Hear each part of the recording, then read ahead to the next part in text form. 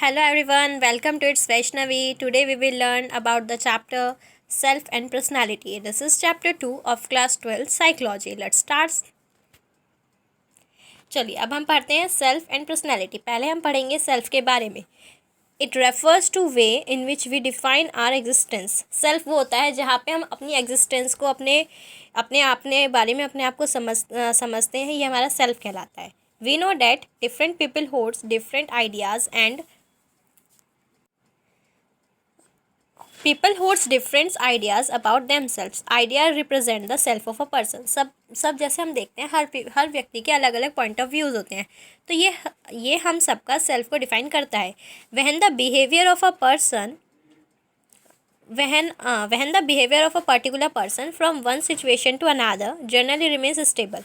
क्या होता है, जो हमारा बिहेवियर रहता है मोस्टली सिचुएशन में सेम रहता है, जो कि हमारे पर्सनैलिटी को फॉर्म करता है। हमारा बिहेवियर हमारी पर्सनैलिटी को बनाता है। ये हमारा ये बताना चाहता है कि हम कैसे हैं। ये जैसे कि सब relatively stable patterns of behaviour represent the personality, और जो ही हमारा बिहेवियर पैटर्न है ये हमारी पर्सनैलिटी को बनाता है, जैसे अभी मैंने आपको बताया। अब हम पढ़ते हैं concept of self. It refers to the information about our self where the persons know. This is known as the concept of self, like who I am. Where we are able to know ourselves completely is known as self. Where we are able to know fully about ourselves, it is known as self concept. I hope कि आपको ये clear होगा। Our environment make ourselves, हमारा environment से भी हमारा self बनता है, क्योंकि जो हमारे behavior को influence करता है। For example, family, relatives, friends are also give effect to our behavior. We include lots of things during different ages. We learn from experience that modify ourselves. हम अपनी एज के अलग अलग फेजेस में एक अलग अलग एक्सपीरियंस, एक अलग अलग प्रॉब्लम्स को फेस करते हैं, जो कि हमारा सेल्फ को फॉर्म करता है। फिर आते हैं एट्रीब्यूट्स, कुछ इसके features that have use for identify tell us about their. तो हमारे 2 टाइप्स की आइडेंटिटी होती हैं, personal identity and social identity. अब मैं आपको इसके बारे में बताती हूँ। Personal identity refers to those traits of a person that make different from him और हर। लाइक कि हमारा नेम, ये और हमारी हम कौन सी क्लास में, ये सब चीज़ें जो हमारी पर्सनैलिटी से और हमारी पर्सनल थिंग्स से रिलेट करते हैं, वो हमारी पर्सनल आइडेंटिटी होती है। Like name, qualities, potential etcetera, ये केवल हमें डिफाइन करेंगे, सामने वाले को नहीं डिफाइन करेंगी। तो ये हमारी हो गई पर्सनल आइडेंटिटी। फिर आती है हमारी social identity.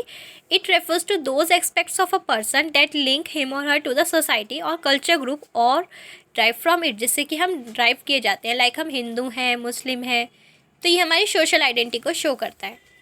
Self refers to the totality of an individual conscious experience, ideas, feelings with regards to himself or herself. फिर आता है, खाली हम सेल्फ के बारे में बात करते हैं जो चीज़ें हमारे से रिलेटेड होती हैं। जैसे मैंने अभी आपको पीछे बताया था, जो चीज़ें सब कुछ हमसे रिलेट करते हैं, हमारे फीलिंग, हमारे आइडियाज़, हमारी कॉन्शियसनेस, तो हम हमारे सेल्फ कहलाता है। It creates a differences among individual, और ये चीज़ें हम इंडिविजुअल में डिफरेंसेस क्रिएट करती हैं। That's why everyone has own self, इसलिए सभी का अपना अपना सेल्फ होता है। अब हम पढ़ते हैं self as subject and self as object. जो सेल्फ होता है वो एक सब्जेक्ट भी होता है और ऑब्जेक्ट भी होता है। लाइक कि हम जैसे सेल्फ हैं, हम अपने आप को बोल रहे हैं self because we know our about our self, तो we are subject and object also. Self is subject as well as object. It refers to, फिर हम बात करते हैं सब्जेक्ट क्या है और ऑब्जेक्ट क्या है। Subject refers to who does something, जो करता है वो हमारा सब्जेक्ट होता है, जिसके ऊपर इफेक्ट आता है वो हमारा ऑब्जेक्ट होता है।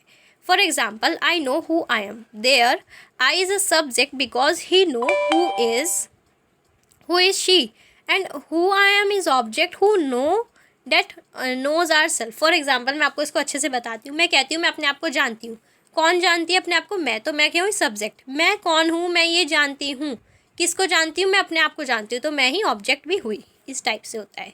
फिर आते हैं there are several kinds of self. कुछ काइंड्स हैं हमारे पास सेल्फ के। एक आता है पर्सनल सेल्फ और सोशल सेल्फ। जैसे अभी हमने पीछे पर्सनल आइडेंटिटी पढ़ा और सोशल आइडेंटिटी पढ़ा, ये उससे थोड़ा सा डिफरेंट है। पर्सनल मीन्स खुद से रिलेटेड और सोशल मीन्स बाहर हमारी सोसाइटी से रिलेटेड। जो सोशल सेल्फ होता है हम उसको फेमिलियर और रिलेशनल सेल्फ भी कहते हैं। Personal self, it refers to our feelings, our needs, what we are in this person's only things about ourself is called personal self. फिर आता है social self. It refers to our links with people, हमारा जो link है सामने वाले people से वो हमारा सोशल सेल्फ को बताता है। How we give respect feelings towards them, it is known as social self. For example, sacrifice, unity, affection for others is known as social self.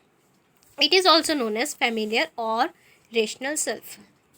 I hope कि आपको ये बहुत अच्छे से क्लियर होगा.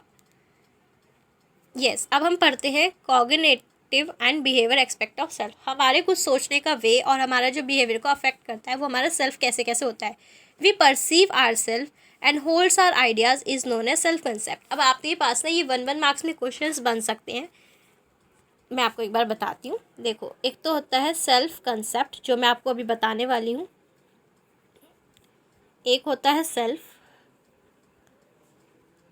और होता है पर्सनल सेल्फ.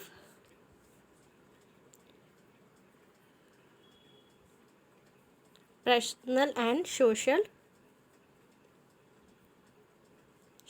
सेल्फ. इसके ऊपर 1 मार्क्स क्वेश्चन आपका बन जाता है. अब हम देखते हैं कि सेल्फ कंसेप्ट क्या होता है. जहाँ पे हमारे पास एक ये पोटेंशियल होता है जहाँ पे हम अपनी पोटेंशलिटीज़ को बहुत अच्छे से जान पाते हैं. Where we have the potential to know our potential ability feelings. ये हमारा सेल्फ कंसेप्ट के अंदर आएगा. You can see here in this we know all the things for our self, our ability feelings etcetera. ये हमारा self concept में आएगा. तो इन चीज़ों को आप एक बार बुक में भी रीड करेंगे तो बहुत अच्छे से आपको क्लियर होगा. तो और सेल्फ होता है where we have the potential to totality about our self. और कंसेप्ट ऑफ सेल्फ में where we are able to know our potentialities. तो please read it from the book. अब हम बात करते हैं. It can be positive and negative. हम अपने बारे में अच्छा भी सोच सकते हैं और बुरा भी सोच सकते हैं क्योंकि हम यहाँ पे अभी सेल्फ की बात कर रहे हैं.